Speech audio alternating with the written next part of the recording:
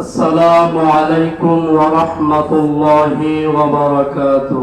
وعليكم السلام ورحمة الله وبركاته.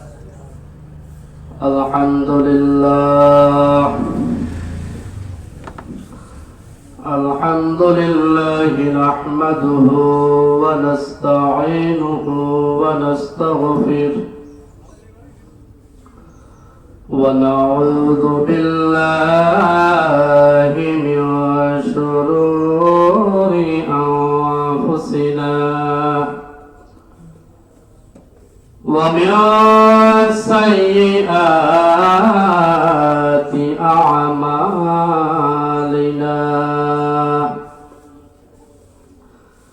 من يهده الله فلا مضل له ومن يضلل فلا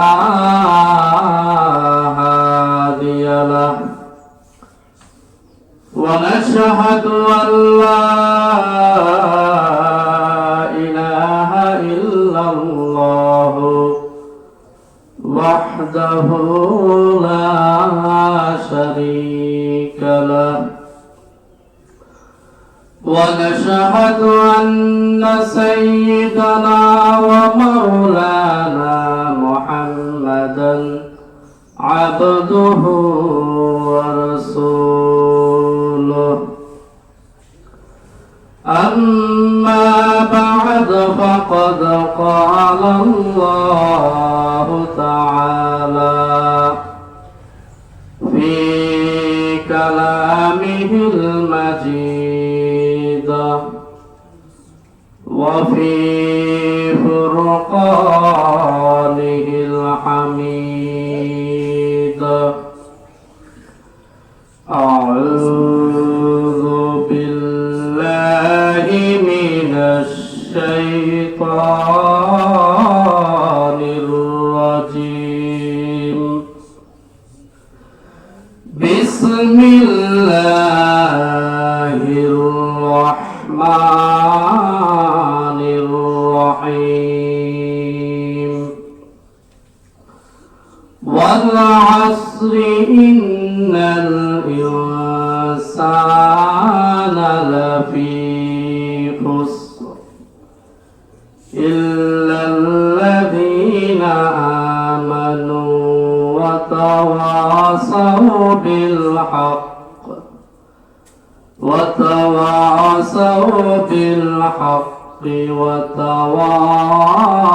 وتواصوا بالصبر صدق الله مولانا العظيم.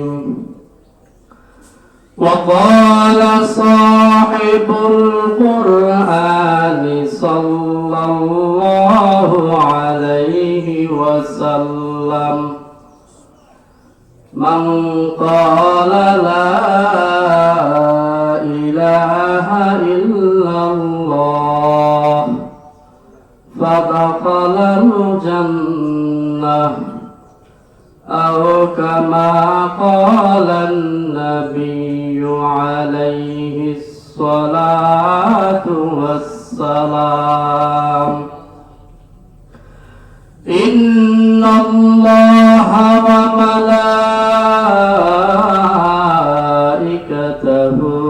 يصلون على النبي يا أيها الذين آمنوا صلوا عليه وسلموا تسليما. اللهم صل على سيدنا ومولانا محمد صلى الله عليه وعلى آله وأصحابه أجمعين. بلغ العلا بكماله كشف الدجى بجماله حسنة جميع خصاله صلوا عليه وآله يا إلهي मुझको मुझसे दूर कर ताकि देखो तुझको मुझ में एक नजर बलगल उला बिकमालिही कशफत तुजा बिजमालिही हसनत जमीउ खुसालिही सल्लु अलैहि व आलिहि बता हमको तेरी राह किस तरफ है तेरी राह पर चला हमको खुदाया बलगल उला बिकमालिही कशफत तुजा बिजमालिही حسنت جميع خصاله صلوا عليه وآله সম্মানিত মুসলিম ইকরাম আল্লাহ পাক মহান রব্বুল আলামিনের দরবারে অসংখ্য শুকরিয়া যে আল্লাহ তাআলা আমাদেরকে রজব মাসের শেষ জুমায় আজকে রজব মাসের 26 তারিখ অর্থাৎ আমরা রজব মাসে আর কোনো জুমা পাবো না।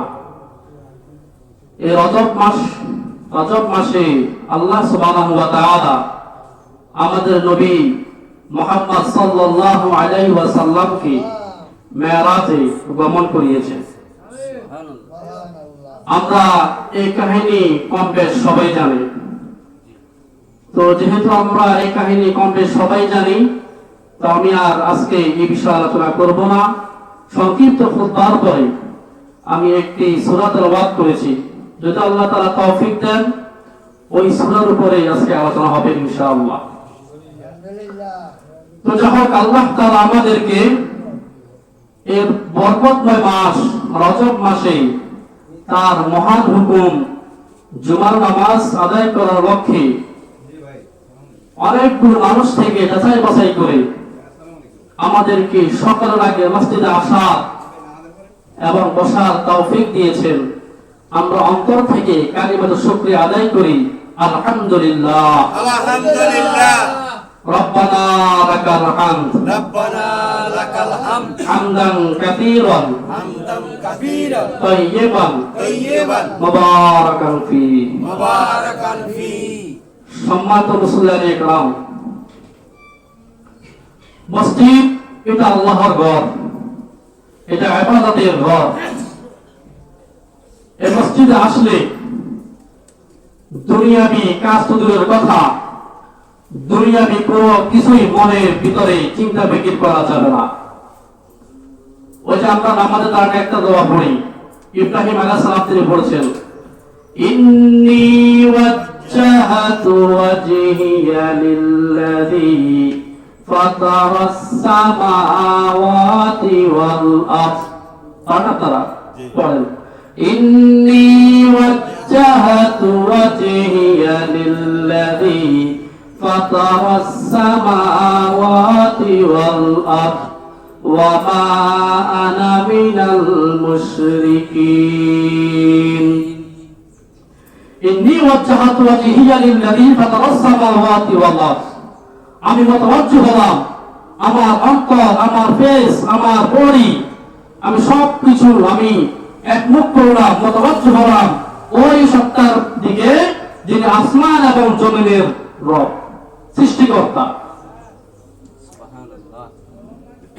ওয়া মা আনা মিনাল মুশরিকিন, আর আমি মুশরিকদের অন্তর্ভুক্ত নই, আমি মুশরিকদের অন্তর্ভুক্ত নই।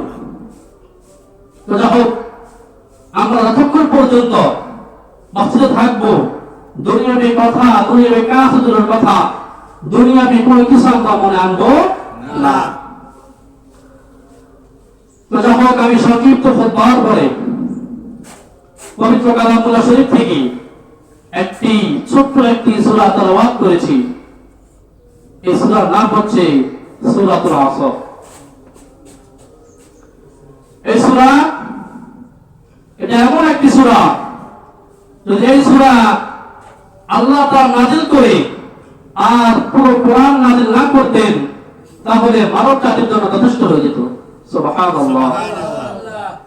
মুফাসসিরিন কেরাম বলেন এই সূরার ভিতরে আল্লাহ যা বলেছেন, যদি আল্লাহ তাআলা পুরো কোরআন নাযিল না করতেন তাহলে একজন ঈমানদারের জন্য এই সূরাটাই যথেষ্ট।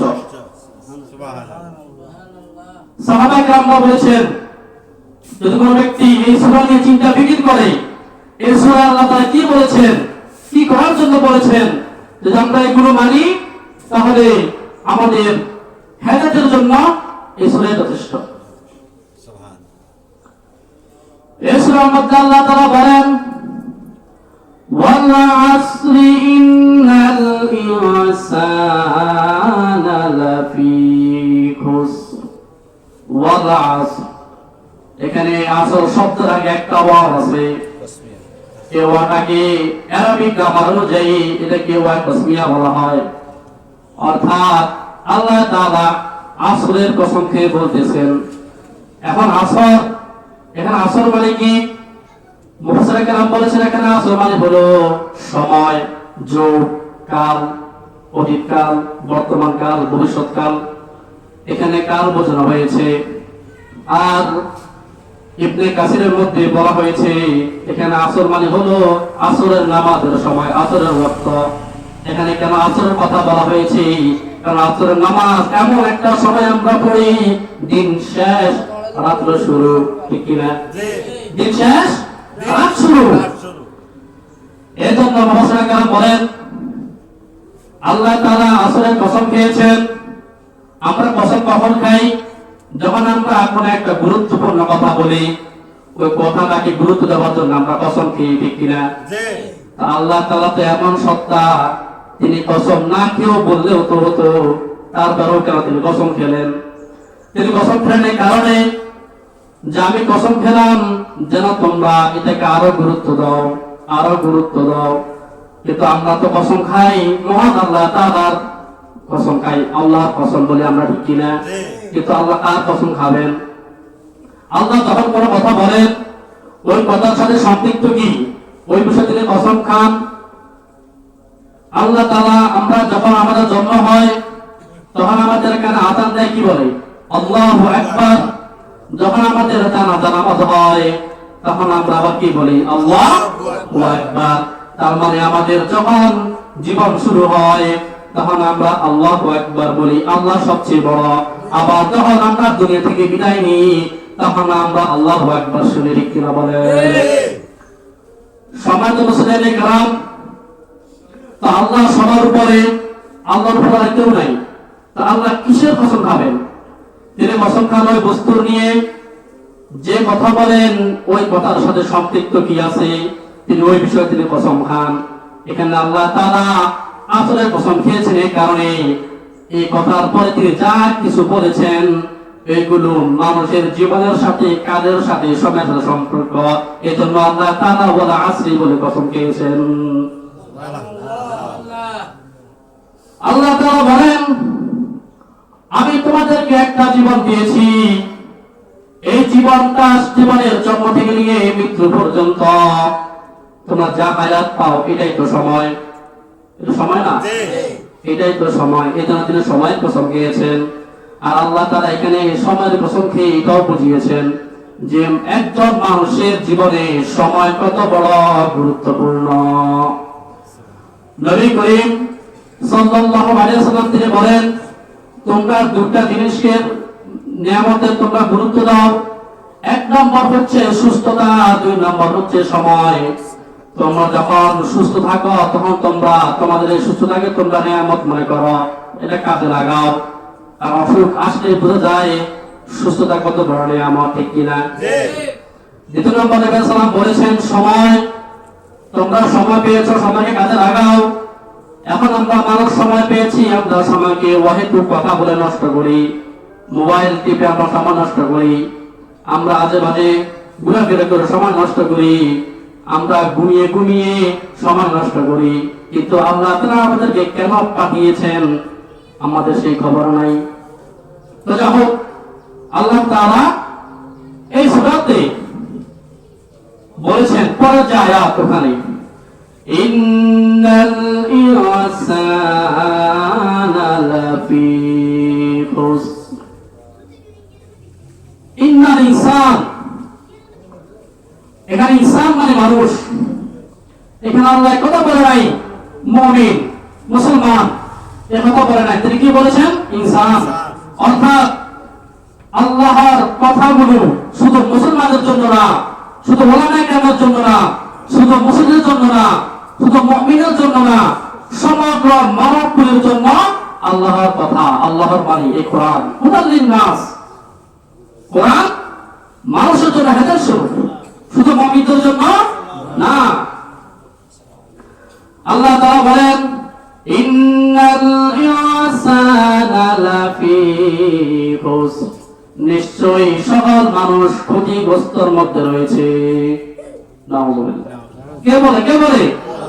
আমরা খবর যখন শুনি যে আমাদের আগামী 3 দিন ভয়াবহ শীত হবে, আমরা ভয় পেয়ে যাই। আমাদের বাচ্চা আছে, আমাদের মুরব্বীরা আছে, অসুস্থ ব্যক্তি আছে, আমরা ভয় পাই কি পাই না? কি সাংবাদিক খবর দেওয়ার কারণে আমার ভিতরে কম্পন তৈরি হয়ে যায়। আর এর মধ্যে কে বলেছেন সমস্ত মানুষ ধ্বংসের মধ্যে রয়েছে? কে বলেছেন? আল্লাহ তাআলা বলেছেন।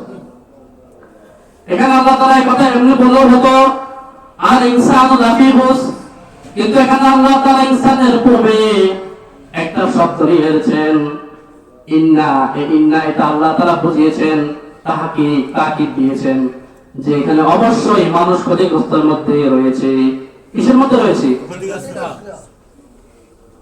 তবে যদি 4টা কাজ করে তাহলে তারা ওই ক্ষতি থেকে বের হয়ে যাবে। এখানে পর্দা শব্দ খুসরিন, খুসর যে শব্দটা, এই শব্দটা আপনার অর্থ ক্ষতি। অর্থ শব্দ অর্থ কি? ক্ষতি। ক্ষতির বিপরীত শব্দ কি? লাভ। ঠিক কিনা? আরবি আরেকটা শব্দ আছে নকসান। নকসান মানে কি? ক্ষতি। নফা মানে লাভ, নকসান মানে ক্ষতি। আবার খুসর মানে কি? ক্ষতি। শুধু আরবি না, ইংরেজিতে অনেকগুলো শব্দ আছে এমন, একটি শব্দ কিন্তু কয়েকগুলো শব্দ অর্থ একটা। এটা অনেকগুলো আছে, বলতে গেলে আমি মূল সময় যেতে পারবো না। আবার আরবিতে অনেকগুলো শব্দ আছে অর্থ কিন্তু এক। এটা যদি পরে সময় বলবো। যাই হোক, এখানে নকসান মানে কি? ক্ষতি। আর এখানে যে আল্লাহ তাআলা বলেছেন খুসর, এটাও মানে কি? ক্ষতি। এখন এই উভয় ক্ষতি বুঝতে হবে না? একটা উদাহরণ দিলে বুঝবেন। ধরেন আপনি একটা অটো কিনেছেন 1.5 লক্ষ টাকা দিয়ে। 1 লক্ষ টাকা, 1.5 লক্ষ টাকা দিয়ে কিনছেন, কেনার পর আপনি ভাড়া দিয়েছেন, প্রতিদিন আপনাকে কত দিবে? পার ডে 300 টাকা। ঠিক কিনা? এখন আপনি কেনার পরে 1 বছর হয়ে গেছে, এই 1 বছরে আপনাকে ড্রাইভার প্রতিদিন কত করে দেয়? 300 টাকা করে দেয়। দেওয়ার পরে যেভাবে হোক 1-2 বছর হোক 2 বছর হোক, আপনার 1.5 লক্ষ টাকা কি উঠে গেছে? পুঁজি কি উঠে গেছে? যা সময় লাগুক, 1 বছর লাগুক 2 বছর লাগুক, পুঁজি কি উঠে গেছে। যেদিন পুঁজি উঠে গেছে, 1.5 লক্ষ টাকা উঠে গেছে, তারপর তিনি কি হয়ে গেছে? চুরি হয়ে গেছে। অটো কি হয়ে গেছে? চুরি হয়ে গেছে। লাভ হয়েছে? পুঁজি তো পাইছেন, লাভ হয়েছে? এটা হচ্ছে কি? নকসান। এটা কি? নকসান। পুঁজি আছে, লাভ নাই। আর এখন এসে আবার বলছে খুসর। এই খুসর মানে ক্ষতি। এটা কোন ক্ষতি? আপনি অটো কিনলেন 1.5 লক্ষ টাকা দিয়ে, আজকে আনলেন, কালকে ড্রাইভারকে দিয়েছেন, ড্রাইভার আমিন বলা দেখে সে গেছে প্রসাব করতে পারো, বুঝতে গেছে, দেখে যে ওটা নাই। লাভ হচ্ছে নি? ওটা কি গেছে? পুঁজিও গেছে, আমও গেছে, সালাও গেছে, নাজেল দিয়া যেটাকে বলা হয়। ঠিক কিনা? এখানে আল্লাহ তাআলা বলছেন মানুষ কোন ক্ষতির মধ্যে রয়েছে? মানুষ ওই ক্ষতির মধ্যে রয়েছে যে ক্ষতির কোনো কি নাই, পুঁজি নাই, পুঁজিও নাই, লাভও নাই। তার মানে কি? আমও গেছে সালাও গেছে। যে ব্যক্তির ভিতরে চারটা গুণ না থাকবে তার আমও যাবে সালাও যাবে। আর চারটা গুণ কি? আল্লাহ তাআলা বলেন ইল্লাল্লাযীনা আমানু ওয়া আমিলুস সালিহাতি ওয়া তাওয়াসাউ বিল হাক্কি ওয়া তাওয়াসাউ বিস সাবর। তবে মানুষ যে ক্ষতির মধ্যে রয়েছে, এই ক্ষতি থেকে মানুষ তখনই মুক্তি পাবে যে ব্যক্তি চারটা কাজ করবে। এক নম্বর কাজ হচ্ছে ইল্লাল্লাযীনা আমানু, যে ব্যক্তি ঈমান আনয়ন করবে, ঈমান আনবে, অর্থাৎ যে ব্যক্তি বলবে লা ইলাহা ইল্লাল্লাহু মুহাম্মাদুর রাসূলুল্লাহ, সে মুখে স্বীকার করেছে আবার অন্তরে কি করেছে? তা বিশ্বাস করেছে। শুধু মুখে স্বীকার করে অন্তরে বিশ্বাস করলে হবে না, তারপর আল্লাহ তাআলা বলেন ওয়া আমিলুস সালিহাত, এবং সে নেক আমল করেছে, নেক কাজ করেছে। অর্থাৎ ঈমানের পরে কি? নামাজ, সে নামাজ পড়েছে, সে হজ করেছে, সে যাকাত দিয়েছে। আজকে একজন ব্যক্তি, এখন তো জুমার সময় আছে না নাই? আছে। যদি এখন কোন ব্যক্তি মুসলমান হয় তাহলে তার উপর জুমার নামাজ পড়া কি ফরজ? ঈমানের পরে কি? নামাজ। তাহলে যে ব্যক্তি ঈমানে আছে, এখন নামাজ পড়েছে, নেক আমল করেছে, কোথায় নেক আমল করেছে, এই ব্যক্তি এই ক্ষতি থেকে বেঁচে যাবে। যারা সকল মানুষ ক্ষতির ভিতরে রয়েছে, তাহলে যাদের ঈমান আছে তারা কি বেঁচে গেছে। শুধু ঈমান আনলে হবে না, আমলও কি করতে হবে। আল্লাহ তাআলা আমাদেরকে সৃষ্টি করার পর থেকে নিয়ে মৃত্যু পর্যন্ত, আমার জন্ম থেকে নিয়ে মৃত্যু পর্যন্ত আমি অনেকগুলো নিয়ামতের ভিতরে ঢুকে রয়েছে, ঠিক কিনা? চোখ একটা নিয়ামত, হাত একটা নিয়ামত, কথা বলা এটা একটা কি নিয়ামত। অনেক মানুষ বলা কথা বলতে পারে, আমার শক্তিহীন, পা নাই, আমার পা আছে নিয়ামত, ঠিক কিনা? আমার মতো সমবয়সী অনেক আছে মাযুর, প্রতিবন্ধী, কিন্তু আমি হাঁটতে চলতে পারি, এটাও কি নিয়ামত। আমাদের জন্ম থেকে নিয়ে মৃত্যু পর্যন্ত আমরা আল্লাহ তাআলার অনেকগুলো নিয়ামতের মধ্যে আমরা ডুবে রয়েছি। তবে সবচেয়ে দামি যে নিয়ামত সেটা হচ্ছে ঈমান। সেটা কি? ঈমান। যে ব্যক্তি দুনিয়াতে এসে সুস্থ জীবন পেয়েছে, সুন্দর বডি পেয়েছে, সুন্দর পেস পেয়েছে, তার অনেকগুলো জায়গা জমি আছে, টাকা পয়সা আছে, বংশ পেয়েছে, কিন্তু তার ঈমান নাই, বলেন তো পরকালে এই ব্যক্তির কোনো কাজে আসবে নাকি? তার সম্পদ, তার মাল, তার সৌন্দর্য, তার পদবি, তার মেম্বরগিরি, তার চেয়ারম্যানগিরি, তার এমপিগিরি তাকে বাঁচাতে পারবে জাহান্নাম থেকে? পারবে না। কি বাঁচাবে? ঈমান। কি বাঁচাবে? ঈমান।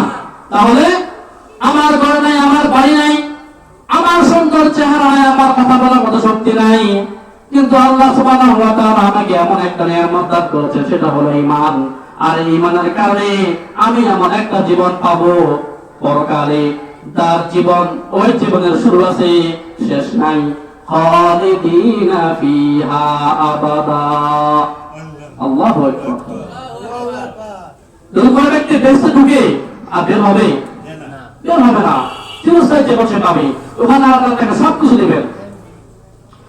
তাহলে আমাদের ঈমান, এই ঈমানকে আমরা কিভাবে ধরে রাখবো? আমরা এমন শুনতে পাই অনেক বড় আলেম, অনেক বড় পণ্ডিত, অনেক বড় বীর, যে আজীবন মানুষকে হেদায়েত করে গেছে, কিন্তু মৃত্যুর আগে তার ঈমান আর ঈমান চলে গেছে। আছে না নাই? শুনছি না আমরা? শুনছি না? এরকম অনেক কাহিনী আছে যে অনেক বড় আল্লাহর ওলি, কিন্তু মৃত্যুর আগে সে বেঈমান হয়ে মারা গেছে। আউযু বিল্লাহ।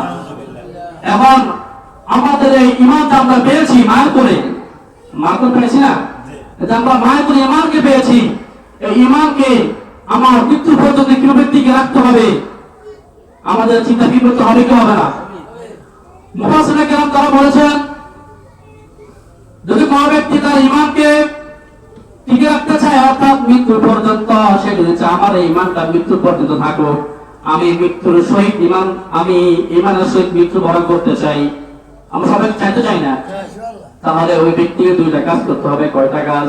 দুইটা। ওই কথাটা মুফাসসির কেরাম যারা বলেন ওটার কথাও যেতে হবে না, ওইটা আল্লাহ তাআলা সূরাতুল ফাতিহার মধ্যে বলে দিয়েছেন, ইয়্যাকা না'বুদু ওয়া ইয়্যাকা নাস্তাঈন। ইয়্যাকা না'বুদু ওয়া ইয়্যাকা নাস্তাঈন, আমি আপনার ইবাদত করি এবং আপনার কাছে সাহায্য প্রার্থনা করি। ইয়্যাকা না'বুদু, মুফাসসির কেরাম বলেন যদি কোনো ব্যক্তি চায় সে ঈমান নিয়ে মৃত্যুবরণ করবে তাহলে সে যেন আল্লাহর ইবাদত বন্দেগী করে। কি করে? আল্লাহর ইবাদত। দেখেন এখানে কিন্তু ঈমানের পর আমল, ঠিক কি না? আবার ঈমানকে ঠিক রাখতে হলে কি করতে হবে? আমল, ইবাদত করতে হবে। তারপর কি বলছে? ওয়া ইয়্যাকা নাস্তাঈন, এবং আমরা আপনার কাছে সাহায্য প্রার্থনা করি। ঠিক কি না? শুধু আমরা মনে করি আমার বিপদ হলে আমি আল্লাহর কাছে চাইবো, আমার কিছু প্রয়োজন আমি আল্লাহর কাছে চাইবো, বিষয়টা এমন না। আমি যে নেক আমল করেছি এটাও আপনার কাছে চেতে হবে, হে আল্লাহ আমি আমার মতো করে ইবাদত করেছি, তুমি এটা কবুল করে নাও। ঠিক কি না? একটা কথা বলি, এই যে আমরা যখন কোনো গুনাহের কাজ করে ফেলাই তখন আমরা কি বলি? আস্তাগফিরুল্লাহ। পড়ি কি পড়ি না? কাউকে অনিচ্ছায় গালি দিয়েছি, অনিচ্ছায় কোনো একটা কথা কাজ হয়ে গেছে, আমরা কি বলি? আস্তাগফিরুল্লাহ। কখন পড়ি? কোনো গুনাহের কাজ, খারাপ কাজ করার পরে। কিন্তু এই যে আমরা নামাজ পড়ি, সালাম ফিরাই, সালাম ফিরে কি পড়ি বলেন তো? সালাম ফিরে আসসালামু আলাইকুম ওয়া রাহমাতুল্লাহ, আসসালামু আলাইকুম ওয়া রাহমাতুল্লাহ। তারপর কি পড়ি? আস্তাগফিরুল্লাহ, আস্তাগফিরুল্লাহ, আস্তাগফিরুল্লাহ। বারবার। এখন প্রশ্ন, আমরা কোন খারাপ কাজ করলে তো আস্তাগফিরুল্লাহ পড়ি, তো নামাজ তো একটা গুরুত্বপূর্ণ ইবাদত, ঈমানের পর নামাজ, ও নামাজের শেষে আমরা কেন আস্তাগফিরুল্লাহ পড়ি? প্রশ্ন আসে কি আসে না? মুফাসসির কেরাম বলেন আমি নামাজ তো আমি পড়েছি, যেভাবে নামাজটা পড়া দরকার ছিল আমি ওইভাবে নামাজটা পড়তে পারি নাই। পারি আমরা? আল্লাহ যেভাবে চায় আমরা যেভাবে পারি? আমরা তো ঠিক মতো ওযুটা করতে পারি নাই, ঠিক মতো আমার হাত বাঁধাও হয় নাই, ঠিক মতো আমার কেরাতটা পড়া হয় নাই, নামাজ আমার ভুল হয়ে গেছে। এজন্য আমি কি পড়ি? সালাত ফেরার পরে আস্তাগফিরুল্লাহ, আস্তাগফিরুল্লাহ, আস্তাগফিরুল্লাহ। আয় আল্লাহ আমার নামাজের ভুলগুলি ক্ষমা করে আপনি নামাজকে কবুল করে নেন। আমিন। শুধু নামাজ না, প্রত্যেকটা ইবাদত আমি দান করব, হে আল্লাহ আপনি আমার দানকে কবুল করে নেন। তাহলে কি করতে হবে? ঈমানকে ঠিক রাখতে হলে কি করতে হবে? ইয়্যাকা না'বুদু ওয়া ইয়্যাকা নাস্তাঈন, ইবাদত করতে হবে আর ওই ইবাদত যেন আল্লাহ কবুল করে এজন্য দোয়া করতে হবে। ঠিক কি না? প্রত্যেকটা ক্ষেত্রে আমরা দোয়া করব। তো যাও, এখানে যে ব্যক্তির ভিতরে চারটা গুণ থাকবে সে ক্ষতি থেকে বেঁচে যাবে। কত নম্বর গুণ কি? ঈমান। দ্বিতীয় নম্বর গুণ কি? আমল, আমল, আমল। ইল্লাল্লাযীনা আমানু ওয়া আমিলুস সালিহাত, ঈমান এবং আমল। তারপর আল্লাহ তাআলা বলেন ওয়া তাওয়াসাউ বিল হাক্কি ওয়া তাওয়াসাউ বিস সবর, তারা একে অপরকে হকের প্রতি দাওয়াত দেয়, উপদেশ দেয়। এখানে তাফসীরের জানার মধ্যে বলা হয়েছে এখানে হক মানে হলো কোরআন। হক মানে কি? কোরআন। একে অপরকে কোরআনের উপদেশ দেয়। কোরআন পড়া আমাদের জন্য ফরজ। যে ব্যক্তি কোরআন পড়তে পারে না তার নামাজ হবে না। হবে? নামাজের প্রথম, নামাজের ভাঙার কারণ যেগুলো আছে, প্রথমটা কি? নামাজে অশুদ্ধ পড়া। যদি কোনো ব্যক্তি নামাজে অশুদ্ধ পড়ে তার কি নামাজ হবে? হবে না। তাহলে কোরআন শিখতে হবে, কোরআন পড়তে হবে যতটুকু প্রয়োজন, যতটুকু প্রয়োজন। আপনার হাফেজ হতে হবে, বিষয়টা এমন না। যা প্রয়োজন আপনার চলার জন্য এগুলো কি ফরজ। তাহলে কোরআন শিখাতে হবে, একে অপরকে উপদেশ দিতে হবে, কোরআন নিজের জীবনকে চালাতে হবে, নিজের ব্যক্তিগত জীবন, পারিবারিক জীবন, সামাজিক জীবন, রাষ্ট্রীয় জীবন কি চলতে হবে? কোরআন দিয়ে তাহলে সে কিভাবে মুক্তি পাবে, নাজাত পাবে, তাহলে সে ক্ষতিগ্রস্তের মধ্যে অন্তর্ভুক্ত হবে। এটা নিয়ে আলোচনা করতে গেলে অনেক সময়। এই সূরা আল আসর, এই সূরা আসরটা এমন একটি সূরা, ছোট্ট সূরা, কি সূরা? ছোট্ট সূরা, ঠিক কিনা? কিন্তু মুফাসসিরিন কেরাম বলেন এই সূরা যদি আমরা তাফসীর করতে থাকি বিশাল বড় একটা রচনা হবে, গ্রন্থ তৈরি হবে। মনে হয় যেন আল্লাহ তাআলা একটা ঝিনুকের ভিতরে মহা সমুদ্র তিনি প্রবেশ করেছেন। সুবহানাল্লাহ। এমন থেকে সাহাবারা বলেছে যে আল্লাহ তাআলা সূরা আসর নাযিল করার পরে যদি কোনো কিছু নাযিল না করতেন তাহলেও কি হতো, এনাফ যথেষ্ট হয়ে যেত। দেখে আপনি বলেছেন এই সূরার ভিতরে অনেকগুলো আছে, তাফসীর করতে গেলে অনেক সময়, কিন্তু আমাদের সময় কম। তো যাও, প্রথম কাজ কি? ঈমান। দ্বিতীয় কাজ কি? আমল, নেক আমল। কি আমল? নেক আমল। 3 নম্বর কাজ হচ্ছে একে অপরকে হকে দাওয়াত দিবে, সত্য দাওয়াত দিবে, অর্থাৎ কোরআনের দিকে দাওয়াত দিবে, ভালো কাজের দাওয়াত দিবে, ঠিক কি না? তারপরে ওয়াতাওয়াসাউ বিস-সবর, তারপরে একে অপরকে সবরের প্রতি দাওয়াত দিবে, ধৈর্য ধারণের প্রতি দাওয়াত দিবে, অর্থাৎ সে যেন গুনাহ না করে। কি না করে? গুনাহ না করে। একজন ব্যক্তি সে চাকরি পায় না, এমন তার কাছে টাকা আছে, আপনি তাকে কি বলবেন? বা তুমি টাকা দিয়ে ব্যবসা করো, নাকি বলবেন তুমি টাকা দিয়ে সুদে লাগাও? কি বলবেন? ব্যবসা করো। এখন সে ব্যবসা করবে, ব্যবসা করার পরে তার কাছে টাকা নাই, আর সে যদি বলেন আমি এটা সুদে লাগাবো, তাহলে আপনি কি করতে হবে? তাকে নিষেধ করতে হবে। ওই সবর, ধৈর্য ধারণ করো। হয়তো আল্লাহ তাআলা তোমাদের অল্প টাকার মধ্যেই, অল্প পুঁজির মধ্যে কি দিয়েছে? বরকত দিয়েছেন। তো বুঝছেন তো? দাদা, আজকে আমরা যে আলোচনা করেছি, আলোচনাটা আমরা কি বুঝতে পেরেছি? সকল মানুষ ক্ষতির মধ্যে রয়েছে, তবে যে ব্যক্তির ভিতরে এই 4টা গুণ থাকবে সে মুক্তি পেয়ে যাবে। 4টা গুণ কি? 1 নম্বর হচ্ছে ঈমান, 2 নম্বর হচ্ছে কি? নেক আমল, 2 নম্বর কি? নেক আমল। এখন এই যে আমরা ঈমান তো পেয়েছি, ঠিক কি না? আমরা বাপ মুসলমান, আমি মুসলমান, ঈমান পেয়েছি না? হ্যাঁ, আমরা ঈমান পেয়ে গেছি। এখন এই ঈমানকে টিকে রাখতে হবে কি হবে না? এমনকি এই ঈমান নিয়ে মৃত্যুবরণ করতে কি হবে না? তাহলে কি করতে হবে? নেক আমল করতে হবে, পাশাপাশি দোয়া করতে হবে। হে আল্লাহ, আপনি আমার এই নেক আমলকে কবুল করলেন এবং আপনি আমাকে মৃত্যু পর্যন্ত ঈমানের প্রতি অটল থাকার তৌফিক দান করেন, এবং আমি যেন ঈমানের সহিত মৃত্যুবরণ করতে পারি। দোয়া চলবে কি চলবে না? প্রত্যেক নামাজের পরে আমাদের যে বিপদ আপদ, সুখ দুঃখ, আমরা সব সময় কি করবো? দোয়া করবো। আমরা তো অনেক কাজ করে পালাই, কিন্তু দোয়া করি না। মনে করে বস হয়ে গেছে। কে বলতে পারবে যে আমার নামাজটা যে 100 হয়েছে? কে বলতে পারবে? পারবে না। আমার রোজ 100 হচ্ছে, কে বলতে পারবে? পারবে না। তাহলে কি করতে হবে? দোয়া করতে হবে। তারপর কি বলছিলাম? 3 নম্বর ভালো উপদেশ দেওয়া, মানে কোরআনের উপদেশ দেওয়া, ঠিক কিনা? সৎ কাজের আদেশ দেওয়া, এক কথায় সৎ কাজের আদেশ দেওয়া। তারপর 4 নম্বর কি? ধৈর্যের প্রতি আহ্বান করা, অর্থাৎ অসৎ কাজ থেকে বিরত থাকার কি করা? আহ্বান করা। কেউ গুনাহ থেকে যাচ্ছে, বাকি সবর করো, হয়তো আল্লাহ তাআলা এখানে বরকত রাখবেন, তুমি গুনাহ থেকে যেও না। তাহলে আল্লাহ সুবহানাহু ওয়া তাআলা আমাদেরকে, সর্বপ্রথম আমাকে এবং আমাদের সবাইকে যারা দোয়া করা হয়েছে, আমাদেরকে আমল করার তৌফিক দান করুন, সবার আমিন। এবং আমাদেরকে ঈমানের সহিত মৃত্যুবরণ করার তৌফিক দান করুন, সবার আমিন। ওয়া আখির দাওয়ানা